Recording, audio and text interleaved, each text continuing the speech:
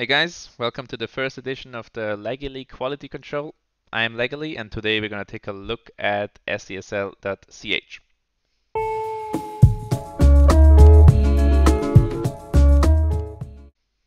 So, I already have the website open. SESL, for those that don't know, it's a Swiss esports league.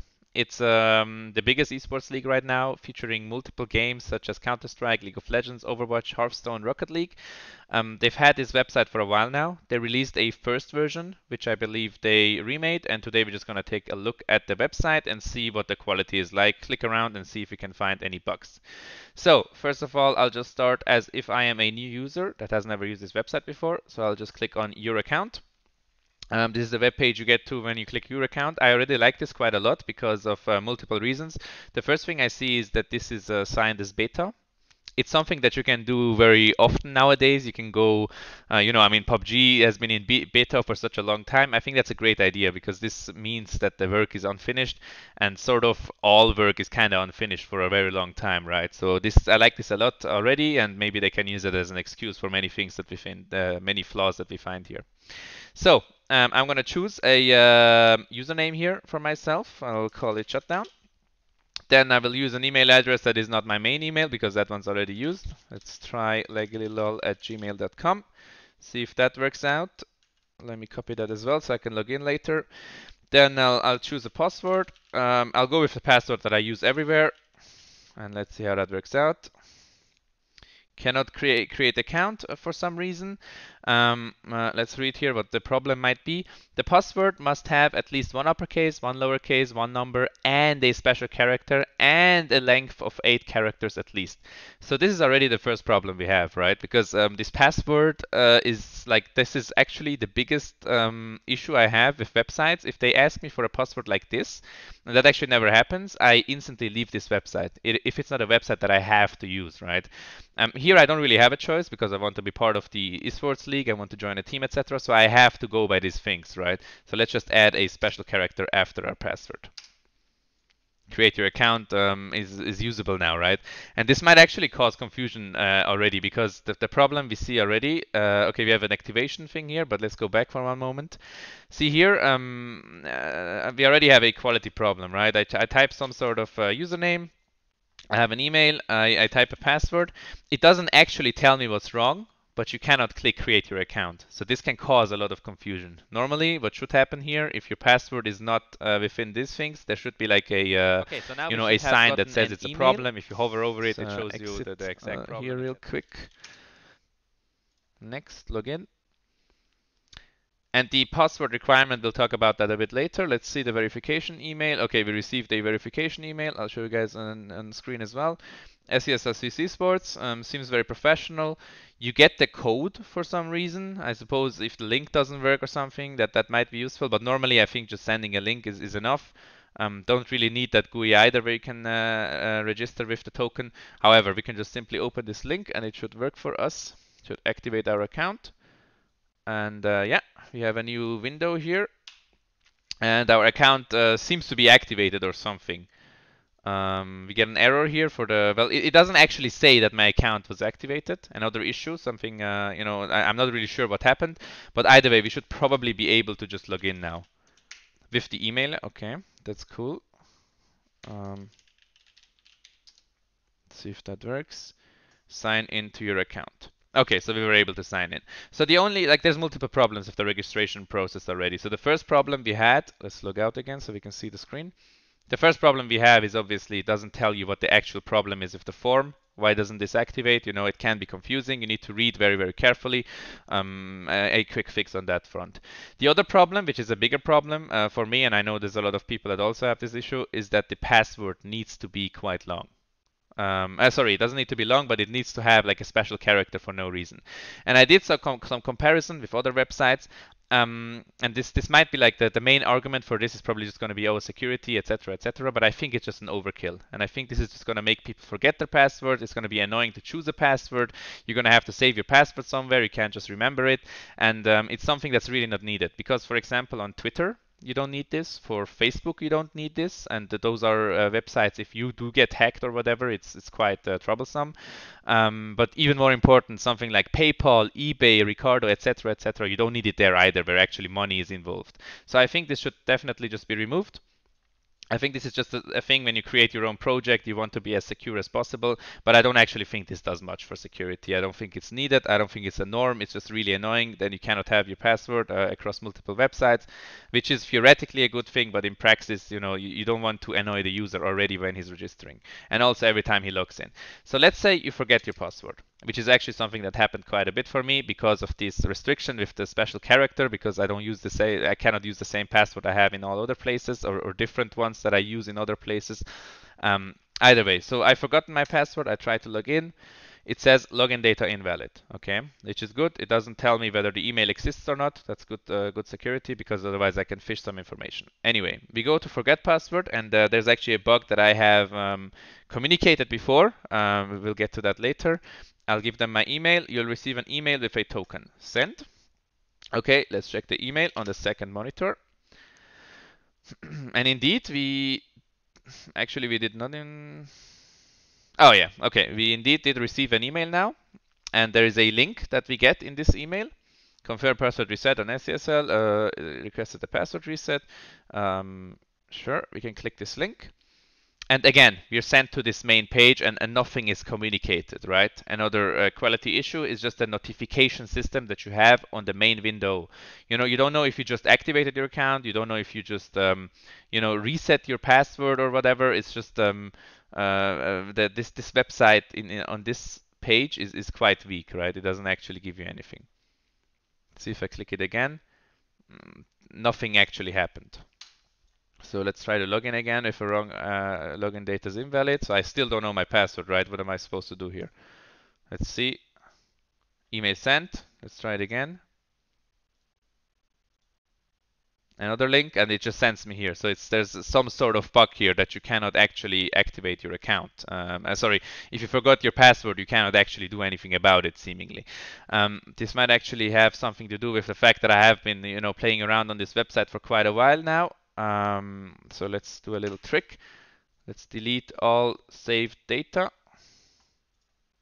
We clear the site data, clear the cookies, etc. That might fix it. So let's reload this website. Let's try to log in again, or let's tell them we don't have our password. Success, we received another email. Password reset email, open it up.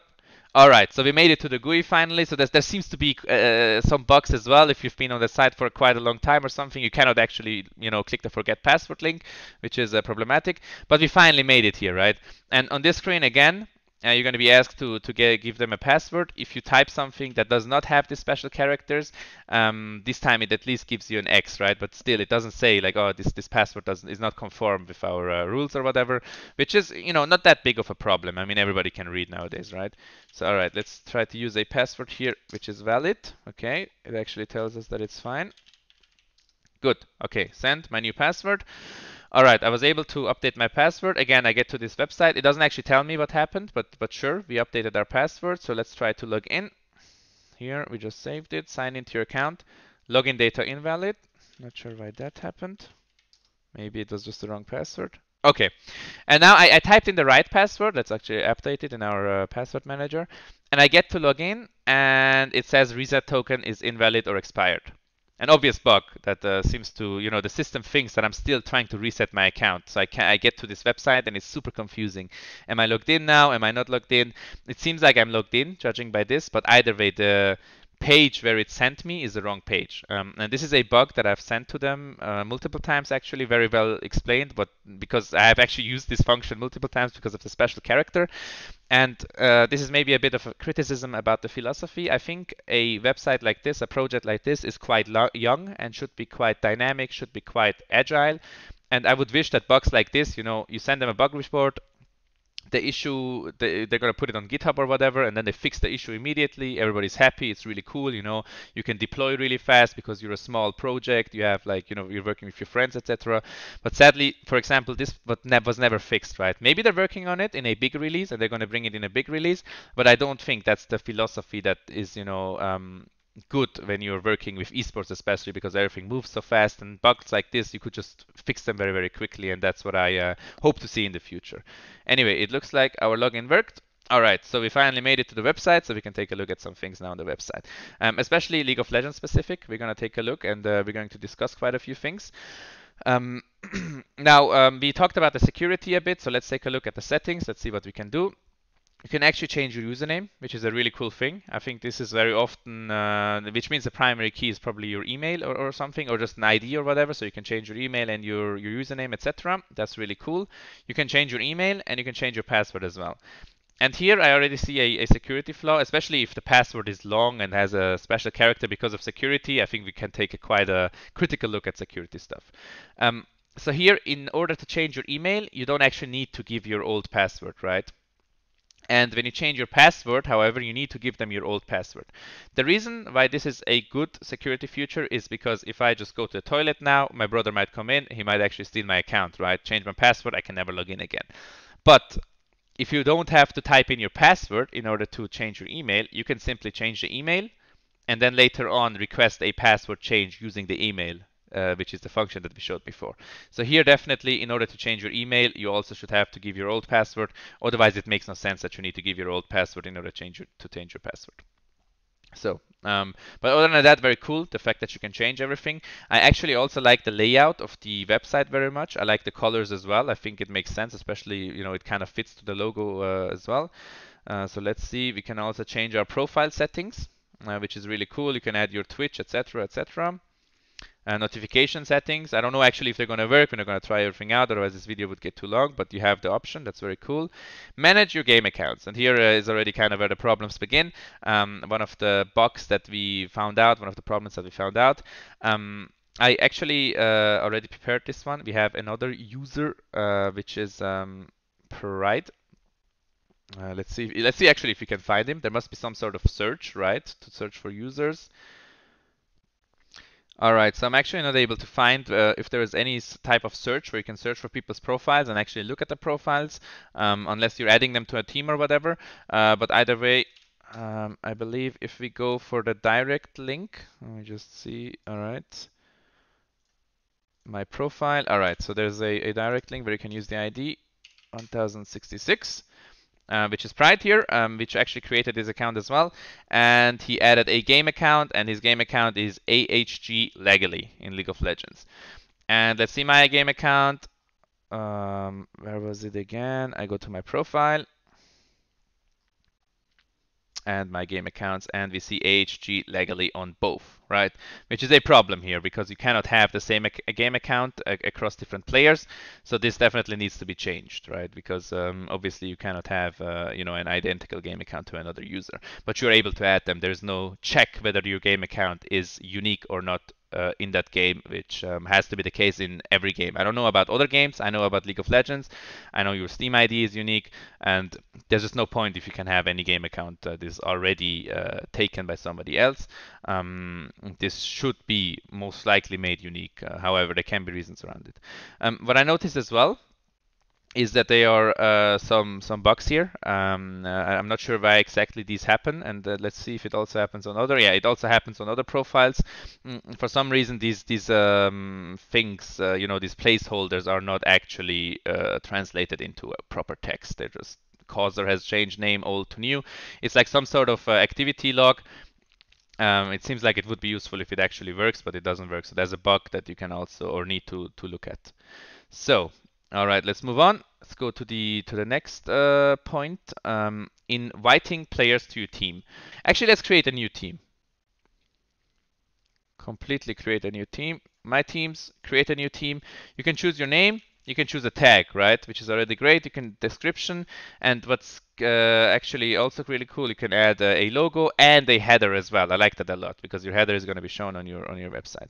So that's how you create a team. Very cool, and a nice UI behind it as well. So in order to add somebody here, you can change the position. I can put mid lane here. I'm the owner. That's really cool.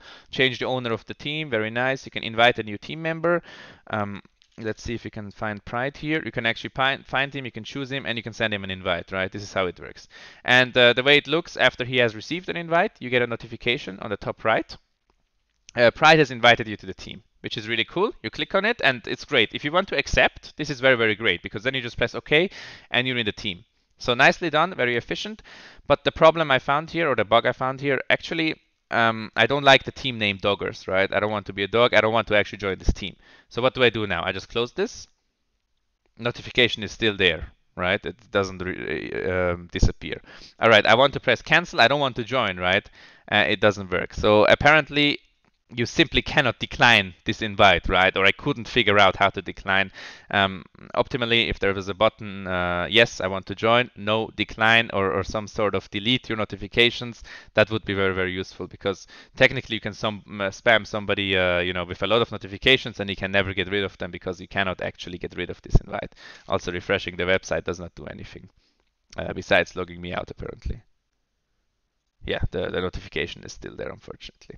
But overall, I think very well solved. But this being able to decline is a something that you definitely need. All right. So let's click around on the website as well. You can look at all the, well, first of all, the news page. I like that a lot. It's very fast as well. You can load like news that have been quite old and it loads instantly. Very nicely done. You can see all the news here. Personally, I don't really use that, but it's fine. You can like see their Facebook page, Twitter page, Discord, etc., etc. Very cool. Sponsors. What I like a lot as well is the SESL.CH newsfeed, their media partner. Very nice done. You can use these tags. So the entry page is very fast, very responsive, and I like that a lot. Now, looking at the leagues, especially League of Legends, you can look at the current season and all the old seasons. I think at one point you're going to need to have some sort of archive because you cannot list actually all of them, but I'm sure they'll solve that in some way. But looking at the league, you have an overview with a nice picture. That's very cool. You see which prizes are distributed depending on what position you get, and the coverage as well. There are no streams. I wonder if this is dynamic. Not sure. We would have to test it on a match day. Now you have a league rankings, a nice table. I like that a lot as well. You can actually see like which rank people are. I think it's a bit hard to read, but that's just nitpicking. We can choose between the different divisions. It's very fast as well and nicely done. Now, league competitions. This was a tab where I was like, what does this actually mean? I think this has to be renamed because it doesn't actually mean, I don't know what that actually is supposed to mean, league competitions, right? And if you notice, it takes quite a while to load. It's very slow. I think it's probably the slowest UI, so it needs to be reworked. Like the speed is really not acceptable for the amount of data that is shown, but actually these are just the results of every week, right? I like the UI itself. You can like choose all the weeks. You can like, you know, it's very well done actually. It's very, very nice. I think ESL could learn quite a bit from this one, but it's extremely slow. For example, you change to the Challenger division and it loads for such a long time, right? So it's a backhand thing, you know, a problem on the backhand. This should also be taken a look at. So, and also the name should be changed because it's supposed to be, you know, league results. I think that makes the most sense. Then participants. Here I think we have a low quality tab. I think this also needs to be reworked because this shows all the participants across all the leagues, right? I mean, you have like the Challenger division, you have the Open division, you have the Premier division. When you use this UI, the only thing you're interested in is probably the league where you're playing yourself, right? Or the league that you're following, and then you can choose the, you know, which one you want to look at. But at the participants, it's completely unclear who you're looking at. They just list all of them, which is a bit weak, right? I think here also you should have the choice, if a drop down or something, to choose which team, you know, which division you want to look at. Then the league rules, a very cute little UI with the rule book. There's a change log, everything. This is a great, you know, great way to fix this. And I think if you download it, yeah, you get a PDF from a Google Drive. Very well done. League support. How to join and etc. You also get a PDF most likely here, and if you need support, get in touch with Discord. I think maybe at one point we can, you know, this should be moved to a support system on the website itself, because right now a lot of stuff is done outside of the website using WhatsApp, etc., which is you know, problematic. But overall, very well done. Besides the points that we you know, pointed out, it should be called league ranking. This UI is very, very slow. The league participants should be visible depending on which league you choose, if you want to look at the Open division, etc., etc. Good. And you know, what is missing?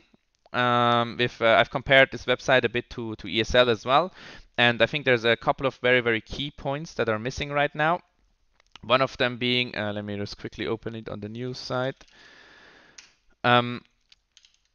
they also have like some streams and stuff where the streams are listed. You know, you see like a player stream, you can add your own stream, which is all very cool. But what I think would be needed besides this site, which is a bit, you know, you have also have the community streams and stuff, would be like a broadcast stream, you know. So let's take a look at it. The best example here is from ESL, live.pro.esl gaming. Right. All right, and they have one for CS:GO, they have one for League of Legends, etc. And here you see all the broadcast streams, especially if Swiss Esports League growing. And you have like 4 or 5 streams at the same time. A website like this, you know, a page like this where you have all the official broadcast streams and they're like embedded as well, can be very useful. Especially if you have, you know, for example, Lausanne Esports has to tweet something, they can just tweet this website because they don't need to find out, okay, on which stream are we actually being, you know, broadcasted. They can always tweet this because this will always include your stream, you know, the stream of your interest. In this case, Lausanne Esports. All right. Then, what is also completely missing in the entire League of Legends system is, you know, you have a dashboard which is very nice. You see your matches and stuff, but when you actually play these matches, you need to create the match yourself, and you still need to put in the score, right? Like who won, etc. And then, like an admin, if in case somebody puts in the wrong score or whatever, an admin needs to fix it, right? And the enemy has to accept it, etc., etc. How this could be fixed or what should be done in the future, and I heard that people are already doing it, but since it's a quality control, for League of Legends, there's a thing called tournament code where you actually work with the Riot API, and it's really great. And the way it works is then a tournament code is generated. You don't actually need to, you know, find somebody from the opposing team to invite. You make your own lobby, you know, give the details and stuff like who won, etc. Instead, you simply get a tournament code. You play the game, and the website can actually fetch all the data. And in order to, and on top of fetching the result of the game, which is, you know, the key thing that you get out of it, you can also fetch more stuff. You know, you can fetch information about the match. You can, you know, serialize that object if you want to, etc. Meaning that you save the entire match information because in the future maybe you want to make a power ranking and whatnot. But generally, this nowadays, a tournament website is very weak if this is not automated for League of Legends. And there are many, you know, tournament websites out there. There's a Razer website, there's Challenge, there is, you know, the ESL website. All of them have this. So SESL is really behind on this one and needs to ASAP if they want to compare in any way, add that, which is functionality that is not easy to code. It's not easy to program, but it's very, very essential for League of Legends. Rescheduling stuff in League of Legends is actually part of the SESL, it's part of the rulebook. However, you cannot actually do it using an automated system. Instead, you need to work with comments. Hey guys, we would like to reschedule this match. Can we do it? And then, you know, so and this way also the admins see that it was rescheduled and stuff. This is also something that technology can solve very well for you. This is going to confuse so many people because this game has been over for quite a while now. Let's see what happens. It's going to be funny. Either way, this needs to be automated as well, right? Suggest a new time, give them a time picker, etc. Overall, this is a great project. For me, this is a young project. It's a dynamic project. I would like to see more updates. I know for a fact that the players, that people behind it are not full-time workers on this website, but I know that they're not amateurs. I would love to see more updates, very dynamic, you know, especially when you give them a bug so that it's fixed immediately. I think the quality of the website is overall good.